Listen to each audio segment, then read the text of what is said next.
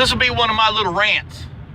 I was just thinking about something that, I had a conversation with a guy a few days ago that I used to work with. And he worked in a restaurant. Anyways, he asked me a lot of questions like, why did they hire you in the first place? And I said, well, I was hired because the owner had a problem with the way things were being done in the kitchen. 1. 2, they hired me because they wanted to solve some issues with speed, and decent output, really, of the restaurant. And when I was hired, it was to take over another man's position that was going to be leaving, which, after I worked there for a little bit, I realized he didn't need to leave. They needed to just tie him to the line, because it was the only way that piece of shit line was going to run. When you see horrible food handling, the worst, the most dangerous food handling you've ever seen in your life as a chef, I witnessed in this place. And you go to the owner and you try to explain to the owner exactly what's going on in that kitchen, and he just kind of blows it off like, I really don't care. That's usually a big problem in the restaurant business, is the owners really don't care about the piddly little things. They don't think adds up. My first day there, I spent 1 hour doing what I normally do. As I go where everybody hangs out when they take a break. Everybody goes out and smokes a cigarette or whatever. And the first thing I found was an aluminum fucking pipe with marijuana residue in it, a sweet potato carved into a pot pipe, shoved underneath a grill cover, an outside grill, and then a plethora of just fucking goddamn rolling paper sleeves and just all kinds of shit. And I brought that to his attention. He said, well, those can't belong to my employees. Some of the things I've seen in the restaurant business would blow your mind. I've taken pictures of things, I've showed people, and they looked at it and they said, you can't, because they might have eaten there for fucking years. And they're like, are you fucking kidding me? I'm like, no, look at all the fuck they handle their food. They got fish stored with fucking pork. They don't even fucking bother separating it. When it comes to handling it, well, they're grabbing the fish and then they're reaching into the pork, and they're grabbing the fucking pork, reaching into the beef, and fucking blah, blah, blah, blah, blah. It's like some kind of Russian roulette game they're playing with food, and people don't understand that. Now, cross-contamination is a big factor in restaurants. If you got contaminated fish and you're handling everything else after handling fish, well, you just contaminated everything you're fucking handling. And I know as a chef that there's a good percentage of things that when you cook it, you kill it off. I understand that, but there are also a lot of things like chemicals and shit that you don't cook off that are produced by bacteria. But that's either here or there. Now, after all this investigative shit, after the first fucking day, and I realized I'm working with a bunch of fucking drug addicts, I try to bring this to the attention of the owner. Now, the owner, he must have thought, well, he inherited one hell of a company or something, but in reality, he inherited a goddamn mess, is what he inherited. But within about a month working there, or actually it was, I'd say after the first week, really, I realized that there was no help whatsoever for this kitchen. It was literally, they did not care how they presented their food as long as it went out the window on time. They gave themselves a 10 to 12 minute cook time on tickets, which is applicable, but that not necessarily. After about 15 minutes, people start getting antsy, and then they're wondering why the hell their food's taking so long. That's because you're trying to put out fucking 60, 70 tickets that come in within an hour, within a good time frame, and that's almost impossible. When you're cooking, well, what I call slop and drop, it's just, who gives a fuck, put it on the plate and sell it. That's just how that was in that place. They didn't care about presentation, because to them it didn't fucking matter. Everybody that ate there, which was mostly locals, didn't really give a shit what the fucking plate looked like, as long as it had fucking food on it. It was worth the money they're paying for it. So you go to this fucking owner who hired you basically to do consultant work. Now, I'm just gonna put it all out there. They had 2 convicted child molesters running in the kitchen. Not that I think all convicted child molesters are horrible people, but when you find out one prospective hire, it just got out of jail for child molestation, and you hire them anyways, it doesn't say a whole lot about what your greatest intentions are with your restaurant. You're basically just saying, fuck it, I need to fill a fucking slot in my line, and this child molester's just going to be perfectly fine for it. And his work wasn't too bad. I'm not saying that. It's just a whole, I remember when I worked in some of the better restaurants I've worked in, and some of those restaurants would have never hired anybody like that. because they wanted top quality people, because top quality people put out top quality food. If you just want fucking whoever at the bottom of the bucket, scum, fucking filth, that are more worried about the fucking drug deal they're gonna do after work than they are about the food they're putting on the plate, that's the kind of fucking reputation you're gonna get. Not only that, but that's the kind of food that you're gonna put out. You're gonna put out, I don't give a fuck, I'm more worried about the fucking drugs I'm getting after work type of food. I'm just saying. I've been in this business for far too long, and that's why the fuck I got out of it. I'm just saying. I've worked in some places, I was hired as a consultant in other fucking states, and I went to work for fucking people that own 2, 3, 4, 5, 6, 7, 8, 9, 10, and 20 restaurants. And the number one fucking thing I've realized, except for one individual, which I won't name, but the one individual, he just said, fucking do whatever you gotta do and turn my fucking place around. And that's what I like to hear, because heads were fucking rolling, fucking shit was getting fucking taken care of, people were getting fucking arrested. Oh yeah, I had motherfuckers arrested for fucking stealing goddamn baby back ribs out of this one joint for fucking who knows how fucking long. And whenever they felt like doing it, they would just take the garbage can, they'd put it up next to the freezer while the freezer door was open. And the freezer door covered a fucking camera, and they would take cases of fucking ribs, put them in the fucking garbage can, throw fucking garbage bags on top of all that shit, and then take it out to the dumpster, throw it in the dumpster, and then a couple hours later, after the place has been closed, they'd go back and pick up all their fucking ribs. And we're talking not just ribs, I'm talking New York strips, whole New York strips, prime rib, fucking cases of chicken, whatever the fuck they get their hands on. I fired every one of these motherfuckers. I fired them. And I hired new people. And I didn't reach for the bottom of the bucket when I hired new people. And I got fucking tormented by one person because I hired someone who's hearing impaired. But he was the only one that actually showed up for work for the first week. And that's another thing. You hire these people, they come in and they say, oh God, I need a job. Okay, I'll give you a job. You give them a job and they don't even show up.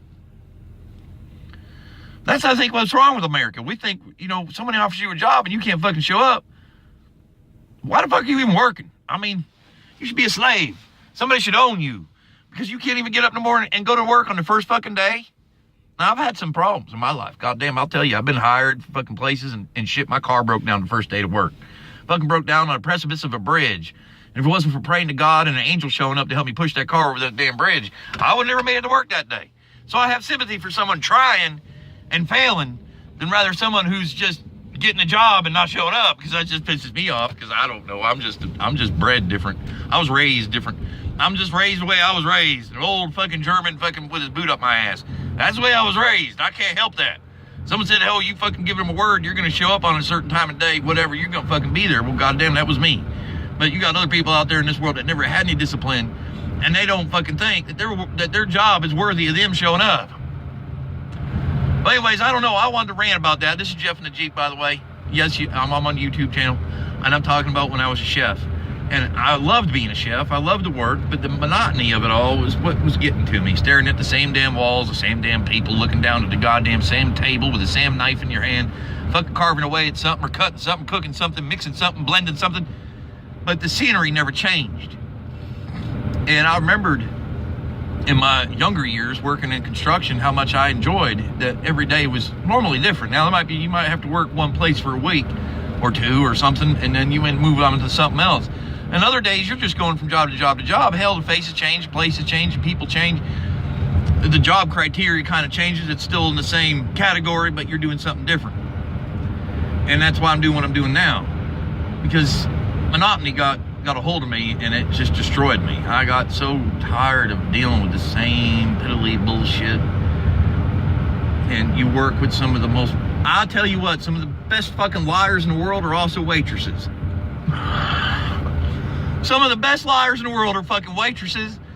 I will tell you that because it's the truth. The whole truth and nothing but the truth. Some of the best waitresses make the best fucking liars. They could be goddamn president of the United States like Donald Trump. They lie so fucking good and so clever and so fucking nifty. They can get away with fucking murder at the goddamn table and just blame it on the cook. I mean, that's what the fuck they do. That's what waitresses do. Waitresses and service people, anybody that works in the restaurant business knows, or should know, or should be aware of the fact that waitresses and maitre d's and all that happy shit and servers, whatever you want to call themselves, are the biggest liars that you'll ever meet. I mean, they lie. They lie so well, it's unpredictable how well they'll lie. And they always blame the cook. And the last restaurant job I had, I worked at a mom and pop slop and drop shithole. I hated it. But it paid the bills and I was making good money, but I hated it. I hated the fucking food. I hated most of the waitresses, not all of them. Some of them are really actually decent people. But I'm talking about someone who like takes an order and forgets to turn it in for 20, 30 minutes, carry it around in their goddamn little pocket, and all of a sudden realize they forgot to turn in that order. So they turn in the order and then they're back within like a minute going, "Where's my food?" And I'm like, "You just put in the ticket." "Oh no, I put it in 20 minutes ago. I said, "I just watched you fucking hang it." "What do you mean you put it in 20 minutes ago?" Well, come to find out, that's what she was telling her table. And this is how waitresses get away with it. When you go to a restaurant and your food don't come out on time and you're waiting extraordinary long times, don't go looking to blame the cook. That's all I'm gonna say. Don't fucking blame the cook, because 99% of the time it's the waitress's fucking fault. I'm just saying, it is true.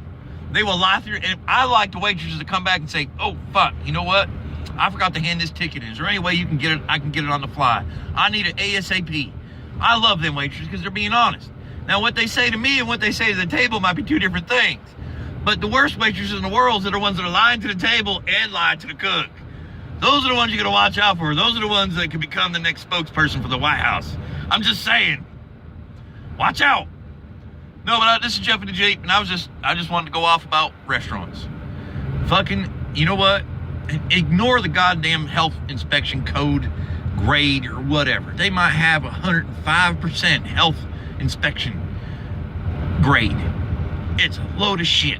Because they used to, I don't know if they still do it, but if you had someone that worked in your restaurant that had a safe food handling license, or had been, trained in safe food handling by the county they work in, you might get 5 extra points to your inspection. If you got 2 or 3 of them people on hand, that's 15 extra points.